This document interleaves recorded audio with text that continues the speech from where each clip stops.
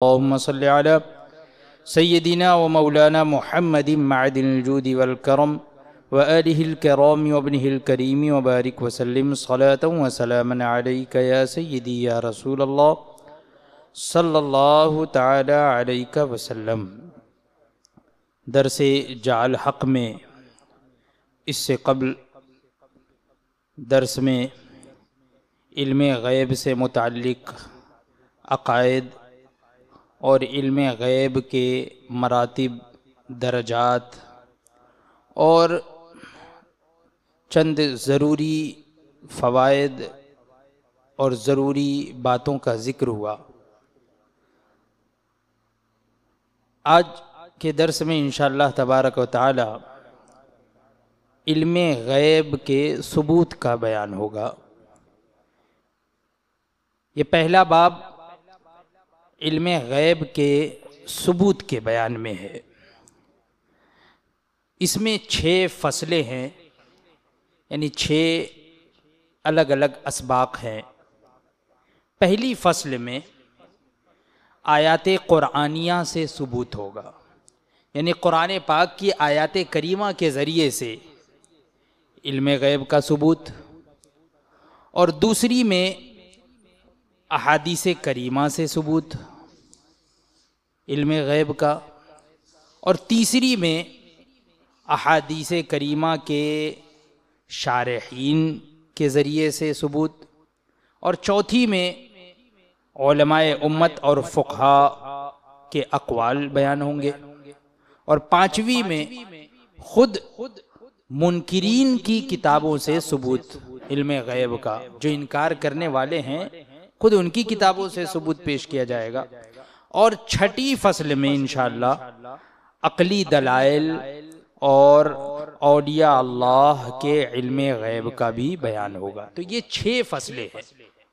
पहली फसल में आयात कुरानिया से सबूत कि इल्मे ग़ैब का सबूत, ये कुरान पाक की बहुत सी आयात करीमा से चंद आयात करीमा यहाँ पेश की जा रही है। फरमाते हैं कुरान पाक में इरशाद हुआ, वअल्लमा आदमल अस्माअ कुल्लहा सुम्मा अरदहुम अलल मलाइका, जिसका तर्जमा ये है कि और अल्लाह तबारक व तआला ने आदम को तमाम अशिया, तमाम चीज़ों के नाम सिखाए। अल अस्माअ कुल्लहा, तमाम चीज़ों के, तमाम अशिया के नाम अल्लाह तबारक व तआला ने हज़रत आदम अलैहिस्सलाम को सिखा दिए। फिर आगे इरशाद हुआ, सुम्मा अरदहुम अलल मलाइका, फिर सब अशिया मलाइका पर पेश फरमाई। अल्लाह तबारक व तआला ने उन चीज़ों को फरिश्तों के सामने पेश किया। पहले उन चीज़ों का इल्म अल्लाह तबारक व तआला ने हज़रत आदम अलैहिस्सलाम को अता फरमा दिया, तमाम चीज़ों का इल्म दे दिया, तमाम चीज़ों का, और फिर उन चीज़ों को फरिश्तों के सामने पेश की। तो ये है आयत करीमा, जिसमें यह है कि अल्लाह तबारक व तआला ने हज़रत आदम अलैहिस्सलाम को तमाम चीज़ों के नाम सिखा दिए। अब इसकी तफसीर में जब हम जाएंगे, इस आयत करीमा की तफसीर में मुफस्सिरीन किराम क्या फरमाते हैं, तो फरमाते हैं कि तफसीर मदारिक, ये तफसीर की बड़ी अहम किताब है। तफसीर मदारिक में इसी आयत के मातहत है, यही वाली आयत जो है कि आदम अलैहिस्सलाम को अल्लाह तबारक व तआला ने तमाम चीज़ों के नाम सिखा दिए। तो इसी आयत की तफसीर में है क्या तर्जमा, जिसका ये है कि हज़रत आदम अलैहिस्सलाम को तमाम चीज़ों के नाम बताने के माना ये हैं। क्या मतलब? तमाम चीज़ों के नाम बता दिए, तो उसका माना और उसका मतलब क्या है? फरमाते हैं ये हैं कि रब तबारक व तआला ने उनको वो तमाम जिन्सें दिखा दी जिसको पैदा किया। तमाम जिन्स, जितनी भी जिन्स है, तमाम जिनसे सिखा दी, दिखा दी जिसको पैदा किया है, और उनको बता दिया कि इसका नाम क्या है, इसका नाम घोड़ा है, इसका नाम ऊंट है, इसका नाम फलां है, उसका नाम कुत्ता है, इसका नाम बिल्ली है, इसका नाम इंसान है, इसका नाम हैवान है। इस तरीके से तमाम जिन्सों के नाम अल्लाह तबारक व तआला ने हजरत आदम अलैहिस्सलाम को बता दिए। हजरत इब्ने अब्बास रदियल्लाहु ताला अन्हुमा से मरवी है कि उनको हर चीज के नाम सिखा दिए, यहां तक के प्याला और डोई के भी नाम सिखा दिए। यानी इसको प्याला कहा जाता है, इसको चम्मच कहा जाता है, इसको डोई कहा जाता है। ये तमाम चीजों के नाम सिखा दिए, तमाम चीजों के। ये तफसीर में, तफसीर मदारिक में। अब आगे देखिए, ये तो एक तफसीर की किताब हुई इसी आयत के तहत कि आदम अलैहिस्सलाम को अल्लाह तबारक व तआला ने तमाम चीजों के नाम सिखा दिए। उसकी तफसीर एक, तफसीर मदारिक आपने मुलाहिजा फरमाई। अब आगे फरमाते हैं तफसीर खाजिन, ये भी बड़ी जो है ज़ख़ीम तफसीर कुरान की तफसीर की किताब है। फरमाते हैं तफसीर खाजिन में इसी आयत में यही मजमून बयान फरमाया है ना, यही वाली बात उसमें भी बयान फरमाई, और इतना और भी ज्यादा फरमा दिया। क्या ये फरमाया कि कहा गया है कि हजरत आदम अलैहिस्सलाम को तमाम फरिश्तों के भी नाम सिखा दिए, तमाम फरिश्तों के नाम सिखा दिए, और कहा गया है कि उनकी औलाद के नाम, उनकी औलाद के नाम, और ये भी कहा गया है कि उनको तमाम जबानें भी सिखा दी। जितनी लैंग्वेज, जितनी जबानें हैं, तमाम जबानें भी हजरत आदम अलैहिस्सलाम को सिखा दी। तफसीर खाजिन। तफसीर कबीर में, तफसीर कबीर ये भी बड़ी ज़ख़ीम तफसीर की किताब है, तफसीर कबीर। तफसीर कबीर में इसी आयत यही वअल्लमा आदमल अस्माअ कुल्लहा, अल्लाह तबारक व तआला ने आदम अलैहिस्सलाम को तमाम चीजों के नाम सिखा दिए, इल्म दे दिया। तो इसी आयत के मातहत तफसीर कबीर में है, क्या है? फरमाते हैं कि तफसीर कबीर में है कि आदम अलैहिस्सलाम को तमाम चीजों के औसाफ और उनके हालात सिखा दिए, यानी नाम सिखा दिए। क्या मतलब?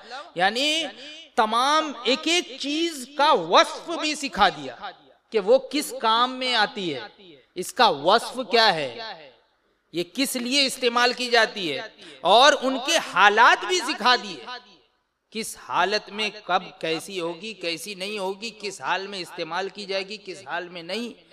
तो ये तमाम हालात सिखा दिए। और यही मशहूर है, यही मशहूर है कि मुराद मखलूक में से हर हादिस की जिन्स के सारे नाम हैं।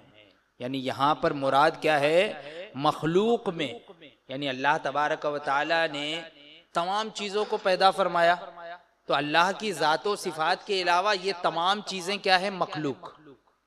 तो फरमाते हैं यहाँ मुराद मखलूक में से हर हादिस की जिन्स के सारे नाम हैं जो मुख्तलिफ जबानों में होंगे, यानी अलग अलग की जो भी जबान में हो, किस जबान में क्या नाम है, हर जबान में उसका नाम सिखा दिया।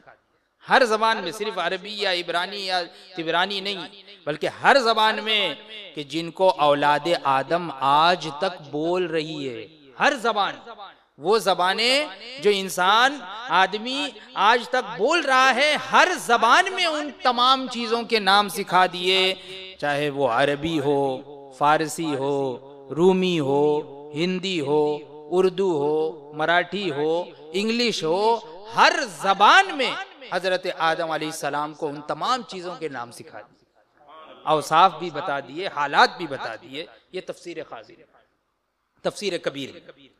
और आगे फरमाते हैं कि तफसीर अबू सऊद में इसी आयत के मातहत है, यही वाली आयत वअल्लमा आदमल अस्माअ कुल्लहा। इसी आयत के मातहत है, कहा गया है कि हजरत आदम को गुज़िश्ता और आइंदा चीजों के नाम बता दिए, यानी जो गुजर गए और जो आने वाले हैं उन तमाम चीजों के नाम बता दिए। और कहा गया है कि अपनी सारी मखलूक के नाम बता दिए, अकली, हिस्सी, ख्याली, वहमी, तमाम चीजें बता दी। हर चीज, यानी वो चीज जिसका वजूद सामने ना हो, अकल में हो, अकली हो, हिस्सी हो, जिसे आदमी महसूस कर सकता हो, सूंघ कर महसूस कर सकता हो, चख कर महसूस कर सकता हो, देख कर महसूस कर सकता हो, छू कर महसूस कर सकता हो, बोल कर महसूस कर सकता हो, जिस तरीके से भी महसूस कर सकता हो उसके भी हालात बता दिए। यहाँ तक कि वो अगर ख्याली है, वहमी है, तमाम चीजें बता दी। और उन चीजों की जात, उनके नाम, उनके खासे, उनकी पहचान और इल्म के कवायद, हुनरों के कानून, उनके औजारों की तफसील और उनके इस्तेमाल के तरीके का इल्म भी हजरत आदम अलैहिस्सलाम को इल्हाम फरमा दिया, तमाम चीजों के नाम अता फरमा दिया। तो हर चीज का इल्म हजरत आदम अलैहिस्सलाम को अल्लाह तबारक व तआला ने सिखा दिया। इस आयत से यही पता चला। अब आगे देखिए, तफसीर रूहुल बयान में भी इसी आयत के तहत है, फरमाते हैं और हजरत आदम अलैहिस्सलाम को चीज़ों के हालात सिखाए और जो कुछ उनमें दीनी और दुनियावी नफ़ा है वो भी बताए, और उनको फरिश्तों के नाम, उनकी औलाद और हैवानात, जमादात, तमाम चीज़ों के नाम, यानी जानवरों के भी नाम, जमादात के भी नाम, यानी जमादात यानी जो गैर जानदार है उनके भी नाम, और हर चीज का बनाना बताया कि कौन सी चीज किस लिए बनाई गई है, हर चीज का बनाना बताया। तमाम शहरों के नाम, गांवों के नाम, परिंदों के नाम, दरख्तों के नाम, जो हो चुका या जो कुछ भी होगा उनके नाम, और जो कयामत तक पैदा फरमाएगा उनके नाम, और खाने पीने की चीजों के नाम, जन्नत की हर नेमत के नाम, गर्ज के हर चीज के नाम बता दिए। हदीस में है कि हजरत आदम अलैहिस्सलाम को 7 लाख ज़बानें सिखाई गई, हर चीज का नाम सिखा दिया।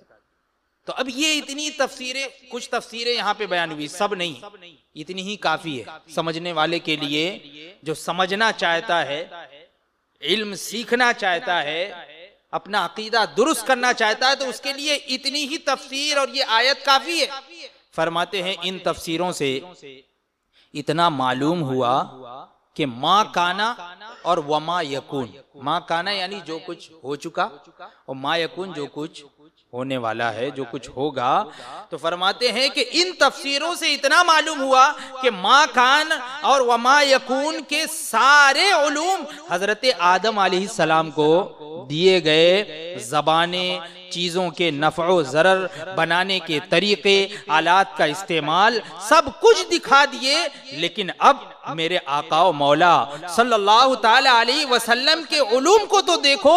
हक ये है कि ये इल्म आदम मेरे आका के इल्म के दरिया का एक कतरा है या मैदान का एक जर्रा है। तो जब हजरत आदम अलैहिस्सलाम के इल्म का ये आलम है तो हुजूर के इल्म का क्या आलम है।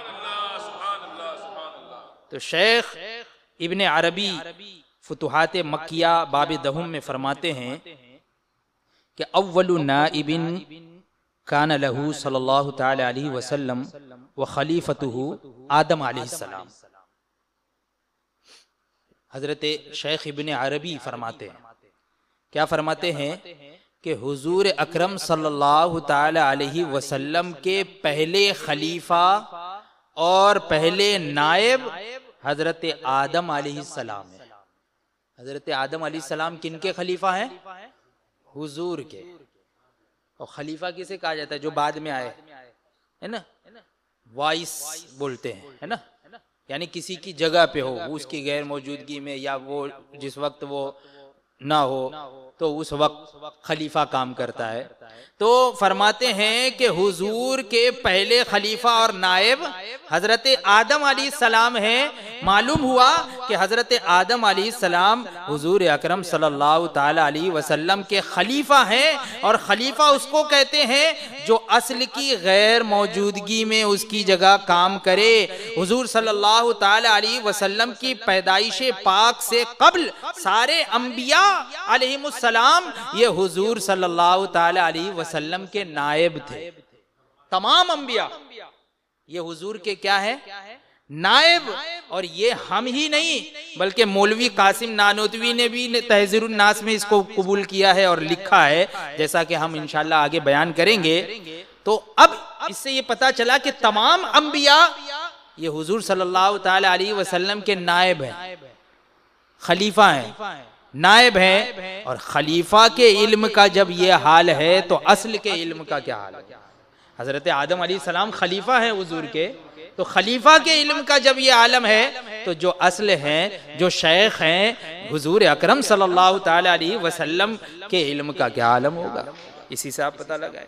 नसीमुर रियाज शरह शिफा काजी इयाज में है कि हुजूर अक़दस सल्लल्लाहु ताला अलैहि वसल्लम पर सारी मखलूक़ात, हुजूर पर सारी मखलूक़ात अज हजरत आदम ता रोज़े क़यामत पेश की गई।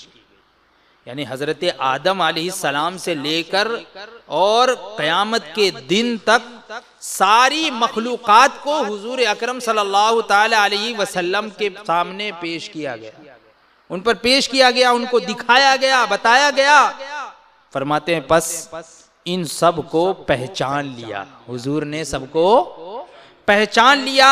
जैसे कि हजरत आदम अलैहिस्सलाम को सब नाम सिखाए, अल्लाह तबारक व तआला ने हजरत आदम अलैहिस्सलाम को सब नाम सिखाए।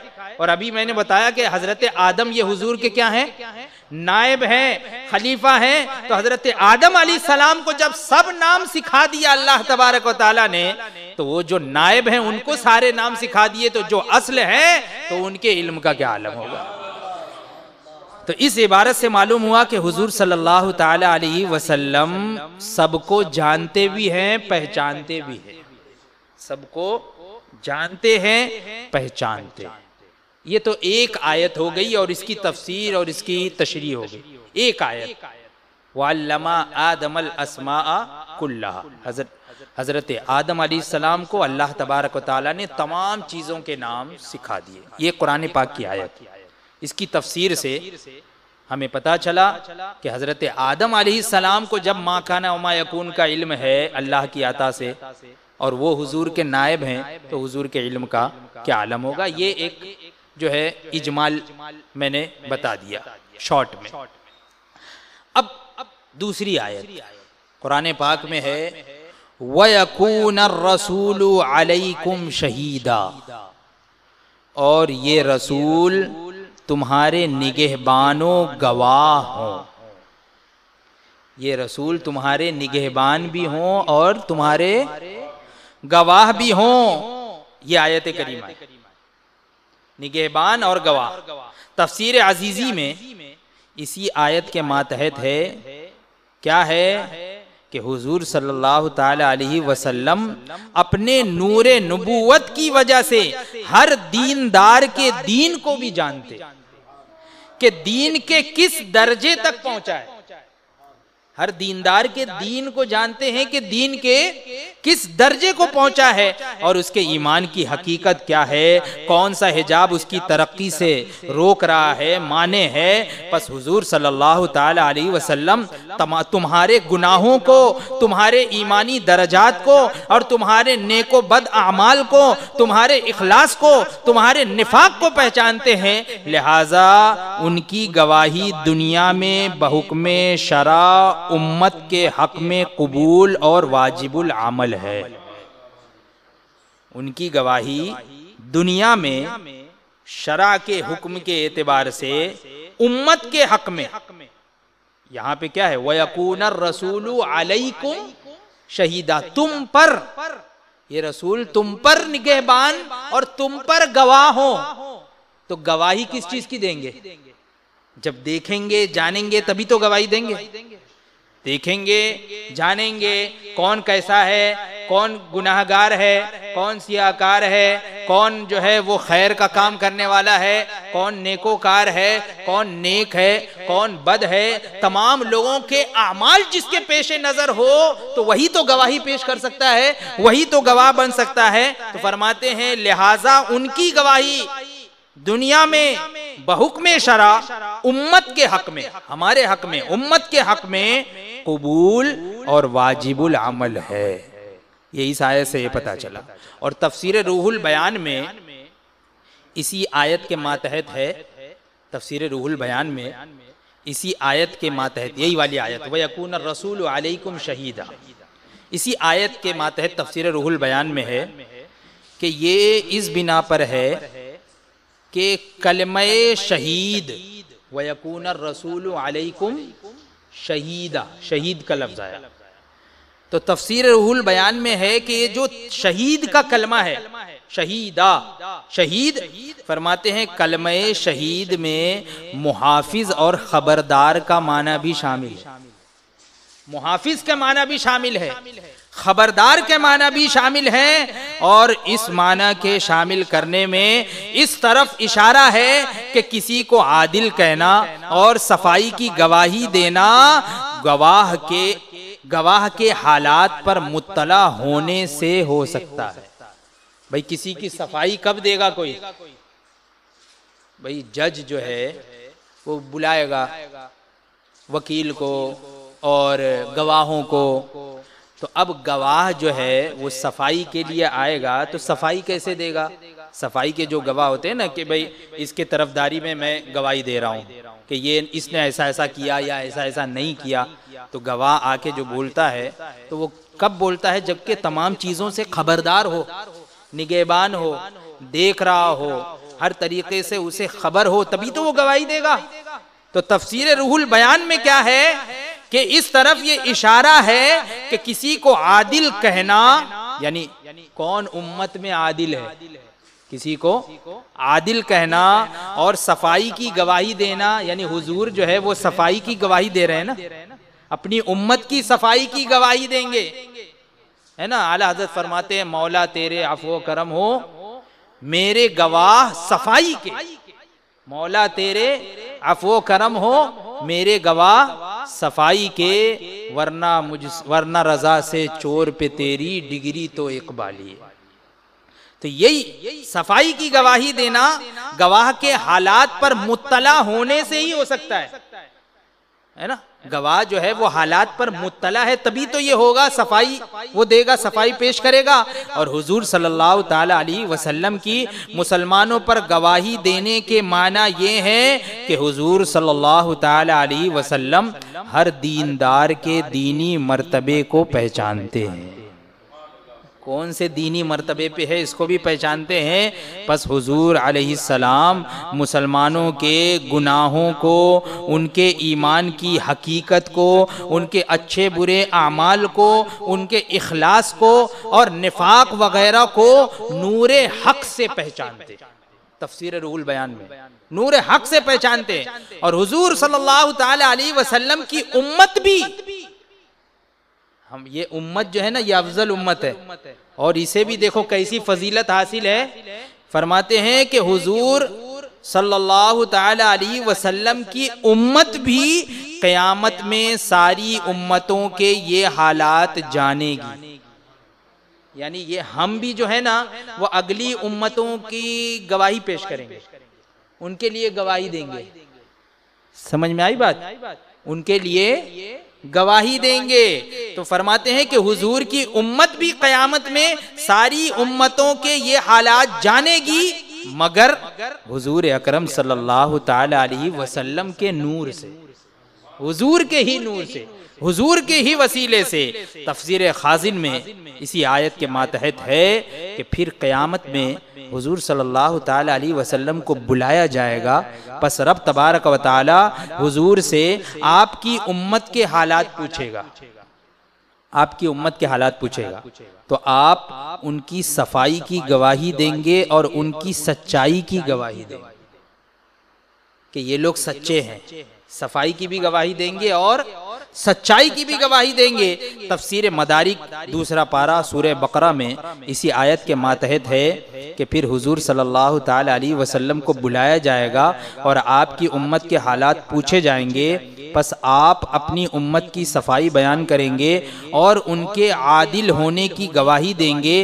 लिहाजा हुजूर तुम्हारी अदालत को भी जानते, कि तुम में कौन आदिल है कौन नहीं है, ये भी जानते हैं, तभी तो हुजूर गवाही देंगे ना कि हाँ ये आदिल है, ये गवाही देने के लायक है। गवाही कौन दे सकता है? जो कि फासिक ना हो, काफिर ना हो, वही गवाही दे सकता है। मुसलमान हो और गैर फासिक हो, फासिक ना हो। तो हुजूर बताएंगे, निशानदेही भी फरमाएंगे कि कौन इनमें आदिल है और कौन गैर आदिल है। तो हुजूर हमारी अदालत को भी पहचानते, यानी आदिल होने को भी पहचानते। फरमाते हैं इस आयत और इन तफासिर में ये फरमाया गया कि क़यामत के दिन दूसरे अंबियाए किराम अलैहिमुस्सलाम की उम्मतें बारगाह इलाही में अर्ज करेंगी कि हमारे पास तेरा कोई पैगंबर नहीं आया, कोई पैगंबर नहीं पहुंचा। तो उन उम्मतों के नबी जो है ना वो अर्ज करेंगे कि खुदाया हम इनके पास गए थे, हम इनमें गए, तेरे अहकाम हमने पहुंचाए, मगर इन लोगों ने कबूल नहीं किए और आज इनकार कर रहे हैं। इन लोगों ने उस वक्त कबूल ना किए तो रब तबारक व तआला का अंबिया को हुक्म होगा, अंबिया अलैहिमुस्सलाम को यह हुक्म होगा कि चूंकि तुम मुद्दई हो, मुद्दई यानी दावा करने वाले, और ये कानून है, कानून शरा है कि जो मुद्दई होता है ना, यानी दावा करने वाला जो होता है, तो उसके जिम्मे होते हैं कि तुम गवाह पेश करो। तुम दावा कर रहे हो तो अपने दावे पे दलील लाओ, यानी गवाही पेश करो। तो चूंकि तुम मुद्दई हो तो अल्लाह तबारक व तआला अंबियाए किराम अलैहिमुस्सलाम को हुक्म फरमाएगा कि चूंकि तुम मुद्दई हो तो अपना कोई गवाह लाओ। अल्लाह तबारक व तआला अंबियाए किराम से फरमाएगा क्या कि तुम मुद्दई हो, तुम दावा कर रहे हो कि हम गए थे, इनमें उम्मत में गए थे और हमने जो है वो सब पेश किया, लेकिन इन लोगों ने कबूल नहीं किया। तो तुम दावा कर रहे हो, मुद्दई हो, तो अब तुम अपनी इस दावे पे गवाह पेश करो, गवाह लाओ। तो वो अपनी गवाही के लिए उम्मते मुस्तफ़ा सल्लल्लाहु ताला अलैहि वसल्लम को पेश फरमाएंगे। अंबियाए किराम इस उम्मत को पेश फरमाएंगे, उम्मते मुस्तफ़ा को पेश फरमाएंगे और मुसलमान गवाही देंगे कि खुदाया तेरे ये पैगंबर सच्चे हैं, उन्होंने तेरे अहकाम पहुंचाए थे।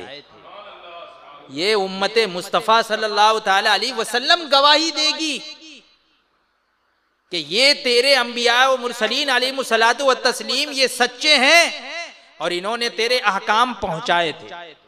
ये कौन गवाही देगा? ये उम्मत, ये उम्मत गवाही देगी। अब देखिए यहां पर सोचिए, यहां फरमाते हैं अब दो बातें तहकीक के लायक, दो बातें। पहली तो ये कि ये मुसलमान गवाही के काबिल हैं या नहीं, क्योंकि फासिक हो, फाजिर हो, काफिर की गवाही, ये फासिक की, फाजिर की और गवाही, काफिर की गवाही ये कबूल नहीं होती है। मुसलमान परहेजगार की ही गवाही कबूल होती है, ये याद रखिए। मुसलमान जो परहेजगार होगा, आदिल होगा, उसी की गवाही कबूल है। तो पहली बात तो ये है कि ये मुसलमान गवाही के काबिल हैं या नहीं, क्योंकि गवाह में ये उम्मत पेश होगी। तो अब ये मुसलमान जब पेश होंगे और ये लोग गवाही देंगे तो क्या ये गवाही के लायक भी हैं या नहीं, ये एक बात हो गई। दूसरी बात ये कि इन लोगों ने अपने से पहले पैगंबरों का जमाना तो देखा नहीं, हमने तो देखा नहीं, पहले के पैगंबरों का जमाना हमने देखा नहीं था, फिर गवाही किस तरह दे रहे हैं, हम गवाही किस तरह दे रहे हैं? तो मुसलमान अर्ज करेंगे कि खुदाया हमसे तेरे महबूब मुहम्मदुर रसूलुल्लाह सल्लल्लाहु ताला अलैहि वसल्लम ने फरमाया था कि पहले पैगंबरों ने तबलीग की थी, उसको सुनकर हम गवाही दे रहे हैं। हुजूर ने फरमाया तो हुजूर के फरमान को सुनकर और हम गवाही दे रहे हैं। तब हुजूर सल्लल्लाहु ताला अलैहि वसल्लम को बुलाया जाएगा, अब हुजूर को बुलाया जाएगा और हुजूर दो बातों की गवाही देंगे।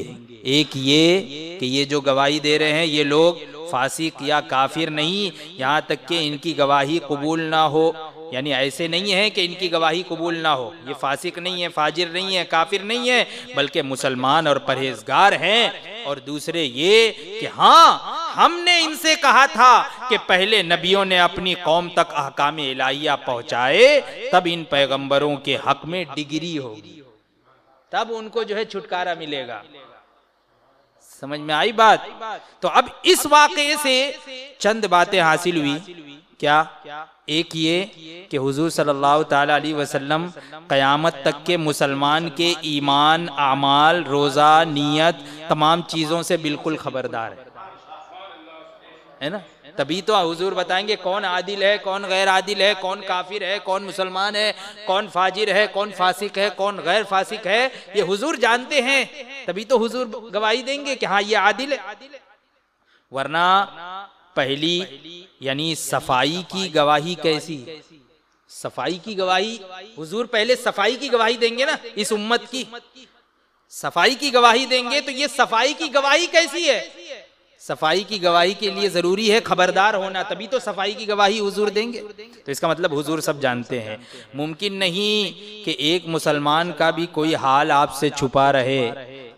अब देखिए, एक सोचने समझने की बात है। कुरान पाक से साबित है कि हजरत नूह अलैहिस्सलाम ने अपनी कौम की आने वाली नस्ल का हाल पहले ही मालूम फरमा लिया। अपनी कौम की जो नस्लें आने वाली थी तो उनका हाल हजरत नूह अलैहिस्सलाम ने पहले ही मालूम फरमा लिया कि खुदाया इनकी औलाद भी अगर हुई तो काफिर होगी। कुरान पाक में है वला यलिदु इल्ला फाजिरन कफ्फारा। कुरान पाक में हजरत नूह अलैहिस्सलाम ने पहले ही मालूम कर लिया कि इनकी औलाद और इनकी नस्लें भी जो होंगी ना, ये सब के सब काफिर होंगे, सब फाजिर होंगे, काफिर होंगे। लिहाजा हजरत नूह अलैहिस्सलाम ने दुआ की क्या कि मौला तू इनको गर्क फरमा दे, तू इनको गर्क कर दे, क्योंकि इनकी नस्लें भी जो है ना सब काफिर होंगी। तो देखिए पहले ही हजरत नूह अलैहिस्सलाम को इल्म हो गया कि नहीं कि इनकी नस्लें भी काफिर होंगी, इनकी नस्लें भी काफिर होंगी। यानी उनके अकायद क्या होंगे, ईमान कैसा होगा, वो फाजिर होंगे, काफिर होंगे कि गैर काफिर मुस्लिम होंगे, गैर फासिक होंगे। ये तमाम चीजें ये अल्लाह के नबी को मालूम होती, पहले से ही मालूम है। तो मालूम फरमा लिया, तो इसलिए फरमाया कि तू इनको गर्क कर दे। इसी तरीके से हजरत खिज़र अलैहिस्सलाम, हजरत खिज़र अलैहिस्सलाम सूरह कहफ में वो वाकया जो है जिक्र है कि हजरत खिज़र अलैहिस्सलाम ने एक बच्चे को कत्ल फरमाया। तो जिस बच्चे को कत्ल फरमाया तो उसका आइंदा का हाल हजरत खिज़र अलैहिस्सलाम ने मालूम कर लिया था। कुरान पाक में है सूरह कहफ में कि ये बाद में ये काफिर होता, तो इसलिए वो हाल मालूम कर लिया था कि आइंदा जिंदा रहा तो सरकश होगा। तो सय्यदुल अंबिया अलैहिस्सलातु व तस्लीम पर किसी का हाल क्यों कर छुप सकता है, जब इन अंबिया मुरसलीन अलैहिस्सलातु व तस्लीम को पहले ही से तमाम लोगों के हालात, अकायद, आमाल की खबर है, तो जो सय्यदुल अंबिया है उनको तमाम आमाल की क्यों ना खबर होगी, तमाम लोगों के आमाल। तो दूसरे ये तो एक बात हो गई। दूसरे ये कि गुज़िश्ता पैगंबरों और उनकी उम्मतों के हालात हुजूर सल्लल्लाहु ताला अलैहि वसल्लम ने नूरे नुबुव्वत से देखे थे, नुबुव्वत के नूर से देखे थे।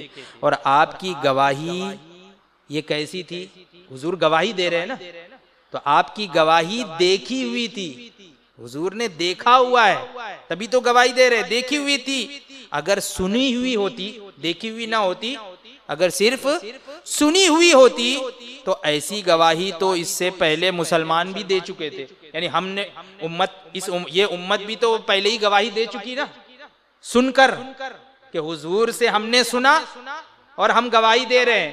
तो मुसलमान भी तो सुनी हुई गवाही दे ही चुके थे, फिर हुजूर की गवाही की क्यों जरूरत पड़ी? इसलिए कि हुजूर देख भी चुके थे। तो फरमा रहे हैं कि अगर सुनी हुई होती तो ऐसी गवाही तो इससे पहले मुसलमान भी दे चुके थे। सुनी गवाही की इंतहा देखी गवाही पर होती है, सुनी हुई गवाही की इंतहा ये देखी हुई गवाही पर होती है। ये एक बात। तीसरे ये भी मालूम हुआ कि रब तबारक व तआला तो जानता है, अल्लाह तबारक व तआला जानता है, आलिमुल गैब व शहादा, हर चीज का जानने वाला है अल्लाह तबारक व तआला। तो रब तबारक व तआला तो जानता है कि नबी सच्चे हैं, अंबियाए किराम सच्चे हैं, ये अल्लाह तबारक व तआला जानता है, मगर फिर भी गवाहियां लेकर फैसला फरमाता है। इसी तरह अगर हुजूर सल्लल्लाहु ताला अलैहि वसल्लम मुकद्दमात में तहकीकात फरमा दें, यानी कुछ लोग जो है ना वो कहते हैं कि हुजूर को मालूम नहीं था, इसीलिए हुजूर ने इससे पूछवाया उससे पूछवाया, गवाह मंगवाए कि कौन है गवाह, इसका मतलब हुजूर को मालूम नहीं था। तो यहाँ पर ये जवाब हो गया कि अल्लाह तबारक व तआला को भी तो तमाम चीजों का इल्म है। अल्लाह तबारक व तआला के इल्म में है कि तमाम अंबिया सच्चे हैं, लेकिन फिर भी ये रब तबारक व तआला का कानून कि अल्लाह तबारक व तआला ने गवाहियां ली। तो हुजूर फरमाते हैं कि अगर हुजूर मुकद्दमात में तहकीकात फरमा दें और गवाहियां वगैरह लें, तो इससे लाजिम ये नहीं आता कि हुजूर को खबर नहीं, इससे ये लाजिम नहीं आता कि हुजूर को खबर ना हो, बल्कि मुकद्दमात का कायदा यही होता है। और ज्यादा तहकीक उसकी देखना हो तो हमारी किताब शान हबीबुर रहमान बायातुल कुरान में देख लो, इसी गवाही का जिक्र आइंदा आयत में भी है। ये आयत यहाँ पर इसकी तफसीर और इसकी तशरीह मुकम्मल हो गई। अब आगे और भी आयतें जिक्र की जाएंगी और उसकी तफासिर जिक्र की जाएंगी, जिससे हुजूर अक़दस सल्लल्लाहु ताला अलैहि वसल्लम के इल्मे गैब का बय्यिन सबूत मिलता है।